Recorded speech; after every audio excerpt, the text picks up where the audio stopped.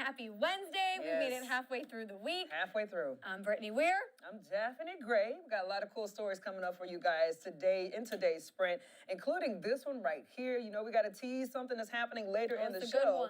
And get this, it's a shocking story coming out of Hawaii. Surfer who survives a devastating shark attack is speaking from his hospital bed. We'll have a story of survival later in the sprint, but it is so bizarre. You guys do not want to miss it because honestly, it could have been a lot worse, and it was by the grace of God that he was rescued. Yeah, we are so thankful that his story turned out the way it did. But then moving on to the rest of our stories in the sprint. This morning, if you watched, I covered a new occupational therapy program that started in Botetourt and is helping kids in Botetourt County and Roanoke County develop social skills and other motor skills. So it all uses Legos. Take a look at this. So we got to sit in on one of the classes and learn about this new program. So it was started by a woman who noticed a lot of kids, you know, they're lacking those social skills, those fine motor skills, especially anyone who grew up during the pandemic or, you know, had to be homeschooled. They might have missed out on some of those developmental things. So like we said, they're playing with Legos, but during this process, each kid is given a different task. And so there's an engineer,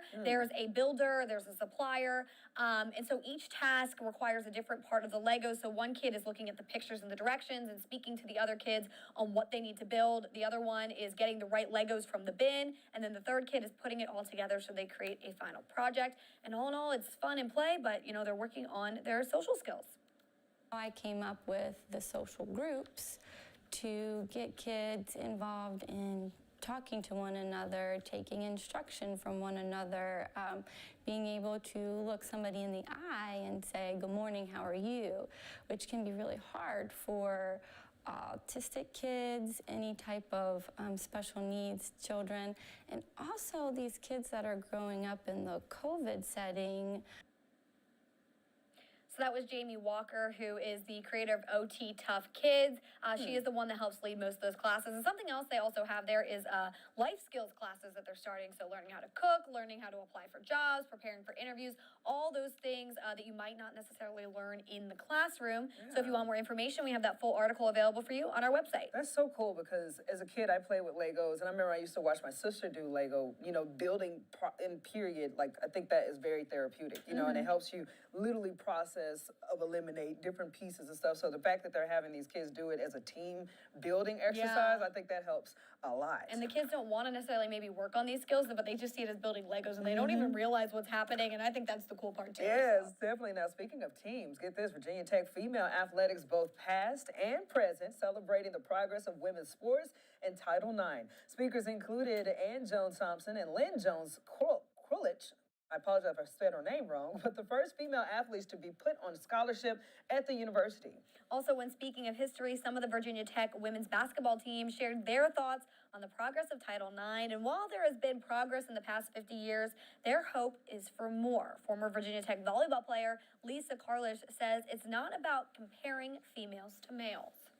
Instead of saying, like, how do I compete in a man's world, asking yourself, how do I create an equal women's world, I think it would be even more of an accomplishment. The event was put on as a part of a class within the School of Communication. So that's a good deal right there. And obviously, if you guys want to look into the deeper story behind that, go to our website at WSLS.com.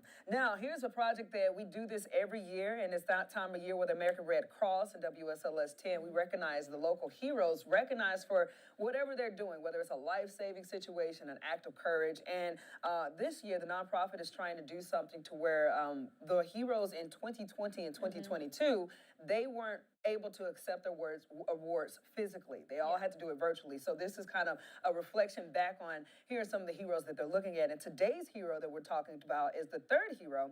He was recognized for his passion to fight against food insecurity. Carilion Clinic employee Aaron Bush realized that because the Southeast and Northwest Roanoke are food deserts, he needed to make a difference.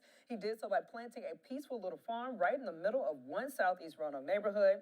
Bush created the Morningside Urban Farm after talking with locals to see what they wanted. He got a grant from the Carilion Clinic Foundation, and neighbors donated time and supplies to build it. And since officially opening in 2019, they've held block parties, have participated in gardening, nutrition, yoga, and other classes. And people can even walk away with fresh produce. So again, this is a lot of hard work that went into this.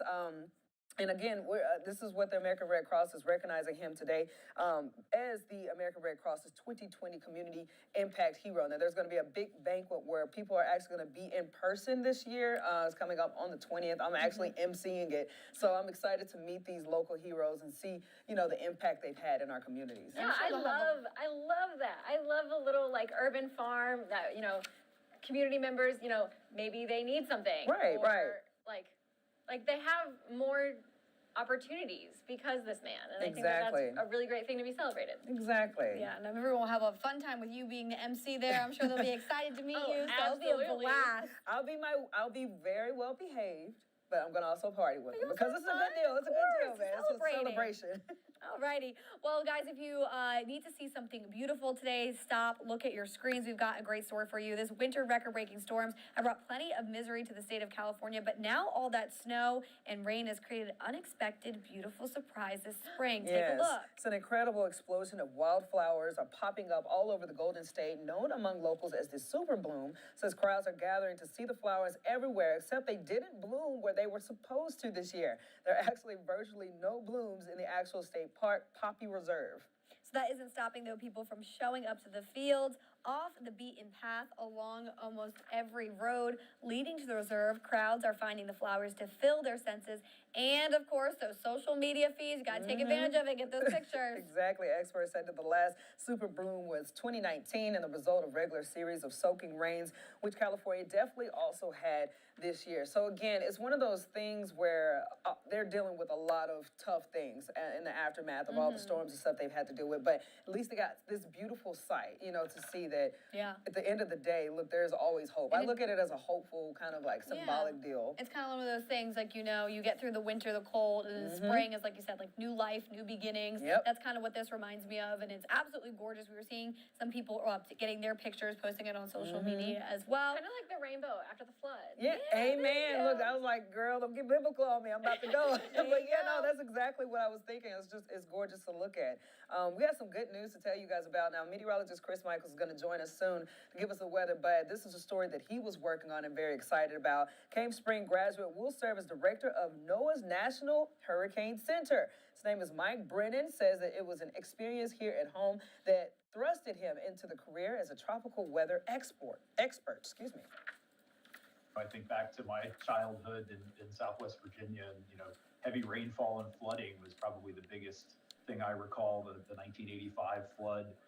My grandmother lost her home in that event, and that was related to the remnants of a tropical cyclone that made landfall on the Gulf Coast. Over the last 10 years in Virginia, there have been 14 fatalities due to tropical cyclones in some direct way, shape, or form, and 10 of those 14 have been due to freshwater flooding. 5 of those were in Hurricane Michael. Brennan also says to be aware of the rip currents and beach warnings when vacationing along the East Coast, even if a storm is 100 miles offshore. So a very interesting story right there. Yeah, and local. It's cool to see someone local, taking on such a big role. I know our meteorology team was excited to see this, and meteorologist Chris Michaels, he was excited to do this interview and get that story for you guys. So here's some of his further thoughts and congratulations. So cool thing about this, this is a big honor for somebody to be the director of the National Hurricane Center. Michael Brennan, as you heard, is from Roanoke County, lived in Botetourt County for a while.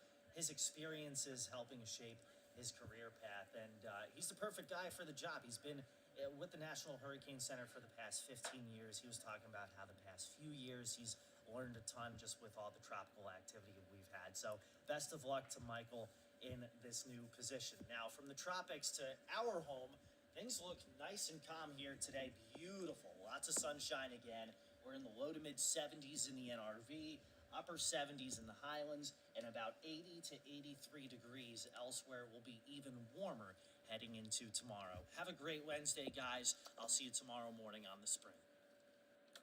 All right, thank you, Chris. And it's been a beautiful, yesterday was gorgeous, today it's going to be beautiful. So how did you get to go outside at all or spending time What did I do outside? yesterday? I walked Bo. Me and him walked for a good minute, and he was just having a good time. I actually took him to the park, and he just played around until he just laid down and got tired. So that's him. What did you guys do? Well, we always go on a walk, so we're always outside. Anyone in my neighborhood knows that me and my little girl Mabel, we walk around, they say hi. She loves it. She loves saying hi to all the neighbors. So we got to that. We'll probably do that again today. Yeah. So just enjoying it. But let us know how you guys are enjoying that beautiful weather in the comment section below. What's your favorite thing to do on days like today? And Rebecca, hold on, quick question. So you now have a dog to walk. Yeah. Did you guys get outside? Did she walk yet? Did she do it on No, the leash? she does. She actually, so we have a lot of stairs because we're in an apartment building.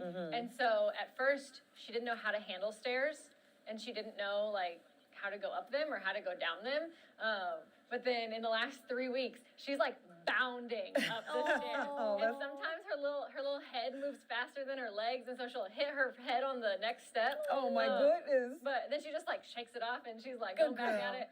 But yeah, we're probably gonna go out to the Greenway today. Which Okay. Is So that was one of my That. favorite things when I first got Mabel, was teaching her how to go up and down the steps, Yeah. and her looking at me like, "Mom," and then being like, "You did it!" And like I felt so proud. It was the simplest thing, but it was so cute. It will ever Yeah. be stuck in my brain when I taught her that. I feel like when I first moved to San Antonio, I lived on the second floor, so Bo had never seen steps in his life, and it was so funny him trying to tackle it. It was like, I don't know what dogs, like what they're thinking, like maybe if they go faster, they can get it right. Maybe they just wanna get it over with. It was like, it was a mess, because sometimes I'm like, dude, don't make me go to the vet for you, Yeah. trying to get up these steps. But he loved going down them There you very go. fast. There you go. We love our dogs.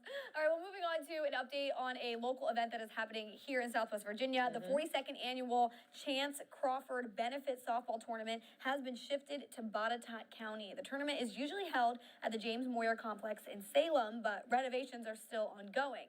So more than 150 teams, they are set to compete in the 3-day tournament over the course of 4 decades. The Chance Crawford Benefit has collected nearly $1 million for people in the community struggling with health problems. This is a great event, giving back to a great cause, and happy to see that they're, still able to have the event, just pivoting a little bit. Exactly, and it's always good to see that people can, because everybody joins for sports. We love seeing sports, and when you can do that and find a way to give back to the community, it's like a win-win for everybody. And I love that it stays local. Yes, Like, exactly. these are local teams. They're playing in their communities, and all of the money that's raised is going back into those very same communities. Yeah, and speaking of helping our communities, there's another event that you guys need to know about. Also happening this weekend, you got the National Law Enforcement Officers Memorial Fund partnering with NASCAR and the Martinsville Speedway. The groups will host a First Responders Day in support of law enforcement and first responders at this weekend's race. For every ticket sold at this weekend's race, a portion of those proceeds will go towards the Law Enforcement Services Program. And we all know how important our law enforcement is in our community. It's the reason why we're able to go out and somewhat have a sense of safety, because they are the people that will jump in to help whenever they're needed, wherever they're needed. Yeah, and this will be a fun event for them as well. One, Martinsville Speedway, absolutely beautiful if you've ever been there before. But two, also, I remember when we went and I got to ride around in the test car with the owner. Oh, that's right. And that was, it's a lot of fun. They always put on a good event. Martinsville Speedway, they know what they're doing. So if you're someone who's going to be attending this event, or maybe you just had a really good experience at the Speedway, you went to a race, or you got to do the track, drive your car around the track. I know they do that a lot. Let us know in the comment section below, but sure to be a fun event for everybody. Oh, definitely. Now back to this teaser video that we were talking to you guys about how crazy it is, Brittany. Just go ahead and kick it off. I know. Right Take now. a look at this, guys. A surfer who was attacked by a shark on a popular beach in Hawaii is speaking out from his hospital bed this morning. So his name is 58-year-old Mike Morita. He says fellow surfers was the ones who actually saved his life. He says that they helped apply a tourniquet to his right leg after a shark bit him. Now get this, Morita says that he was surfing just north of Waikiki Beach, a popular tourist spot, and he lost his foot in his fight against the shark, goodness. but is thankful to be alive. Take a listen. I started to pray to God, and I said, God, let this shark let go of my leg. And I was going back and forth with it, and it didn't let go. So I guess God wanted me to fight. So I started punching it. I started punching it as hard as I could. This is absolutely incredible, It this is. story, and the fact that, like, one, everyone jumped in to help this man, but, all that happened, and I mean, yeah, he lost a foot, and obviously, but he's speaking out this morning. He is alive. He is okay. And this really reminds me of, if you guys remember, I think this was in the early 2000s, the girl, I think her name was Elizabeth, who she was surfing, I believe it was in Hawaii as well, and Yeah. a shark came up and bit Bethany her arm. Hamilton? Bethany, thank Oh, you. my gosh. Bit her arm, and so she obviously Soul is a big surfer. advocate. She's a pro remember that. surfer, but it kind of reminded me of the same sort of thing where the community comes in and helps that person, Yeah. and then they live to tell the tale of, I was attacked by a shark, and Oh my gosh. Yeah. I can't even just put, like, obviously you guys, if you want to hear the rest of the story, you can go to our website at WSLS.com. But just thinking about, and then hearing his words saying how much he fought He says that he punched it as hard as he could to get loose. Like, if you were in a mouth of a shark, how do you even think? You know, at that point, you are trying to survive, but you have nothing. It's literally one of those fight or flight responses, Good and it's one of Lord. those situations where you hope, you had that information tucked in the back away of your head somewhere where, like, like if you punch them, like, in the eyes or hit their eyes, they're Yeah. supposed to, like, let go because that really hurts them. So Exactly. you're hoping that's something that you already knew, and, God forbid you're ever put in that situation, and you're able to still, one, function in that, Right. because the pain you're enduring. Oh my God. goodness. And I think probably in that moment, they're probably not feeling it because adrenaline is Yeah, rushing. yeah, but yeah. I'm telling you, like, okay, so this also put me in the mindset of a movie that I watched when I was a kid. It's called the Deep Blue Sea. I don't know if you guys have seen that, I don't but think it's, so. it's one of my favorite shark movies. But either way, it was a shot of LL Cool J, who was one of the people at this laboratory where these sharks were getting very intelligent. Shark grabbed hold of his leg, and one of the things he did, he had a huge cross on his neck. Okay. Took the cross off and just started jamming it Oh in the my shark's goodness. eye for it to let go. Yeah. But that was also, I'm like, you never, like, the different survival tactics you can have. You can It's only have so many. amazing what with the people are shark. able to do when they're put in those situations. Oh, and the this strength, man's first instinct was Yeah. to just be like, Jesus help me. Yeah, like, no, you know what yeah. I mean? Like that was his first instinct was to really just like it wasn't Pray a fight. It and wasn't fight. like I can just imagine, there was like a split second, a moment where he was like, I gotta This is it. something has to happen. Yeah, this is it, man. I gotta make it back home. and it paid off. Oh my goodness. All right, well now we want to check in with Jasmine, our beautiful web person, to see how she's doing. So, hey Jasmine, how are you doing this morning? Hey, I'm doing great. Can you hear me? Yes, we've got you. So what do you think of that shark story? My goodness. Oh my gosh, I think it's absolutely insane, and I'm just really happy that he was able to make it out alive, because that sounds extremely scary, and I don't even know what I would do in this situation, but I'm glad he was able to rely on his faith, to kind of get him through it, and I'm glad that he's using his story as a testimony to inspire others. Yeah, now telling his story and this warn morning. others, yeah. Yeah. So Jazz, growing up, did you play with Legos? No, I actually didn't play with Legos with my brothers Really? did. Okay, Okay. cool. Well, so when I'm assuming they played together, right, with them? Yes. So did you see that team building? Look, they didn't even realize they probably was building their team building skills in that moment. Yeah, absolutely. Because I've heard a lot about children therapy and how they use toys in therapy to kind of help the child open up. Like, and it's really interesting how Legos can just really help with one's social skills without them even really realizing. I think it's a really unique and creative way to help them build those skills. Yeah, I have 3 older brothers too, Jasmine, and they always play with Legos, and I would play with them for like maybe 5 minutes, and then I'd get bored. I'd be like, okay, you guys have fun. I'm gonna go do my own things. I get it. I get it. So do we have any comments today, Jasmine? No comments today, but as always, you can leave a comment right under the article on our website. It's the #1 story you'll see when you head to our website. It's super easy to leave a comment. Okay, perfect. Well, thank you so much, Jasmine. You got anything else, Jasmine? I have nothing else, Jazz. Thank you for being beautiful as always. All right, bye, guys. Bye. All right, guys, before we head out, we got those headlines to get to you for the rest of today and throughout our website at onlinewsls.com. Yeah, so coming up later at our noon newscast, there is a new body camera video that shows police officers confronting the suspect during Monday's shooting at a Louisville bank where 5 people were killed. Well, because of that shooting, we're working for you to highlight how a local agency is trying to prevent mass shootings called T4 Tactics in Lynchburg. Plus, we have more information being released about the shooting of 2 kids and a woman in Roanoke City. We know police are now following leads on a potential suspect in the case. Our 10 News reporter Lindsay Kennan has been following this story closely and has reaction and new details about this particular case. And another story out of the Hill City, over 35 Lynchburg residents voiced concerns at last night's city council meeting in regards to their decision to significantly cut the city's real estate tax. Well, people expressed concerns the change could impact safety and school budgets, so you can hear those concerns again. That's coming up at noon and our later newscast as well. All right, well, has anybody got anything else before we roll out of this joint? No. Nothing? Happy hump day. Hey, happy hump day. Okay, Doing guys. good. Well, thank you guys for joining us today on our hump day edition of the Morning Sprint. We'll be back here again tomorrow at 8 o'clock at WSLS.com for the Sprint.